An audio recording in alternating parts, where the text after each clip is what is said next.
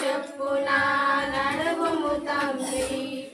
యేసు మాట వినుటయే చాలును చెల్లి, విన్న మాట చొప్పున నడువుము తండ్రి.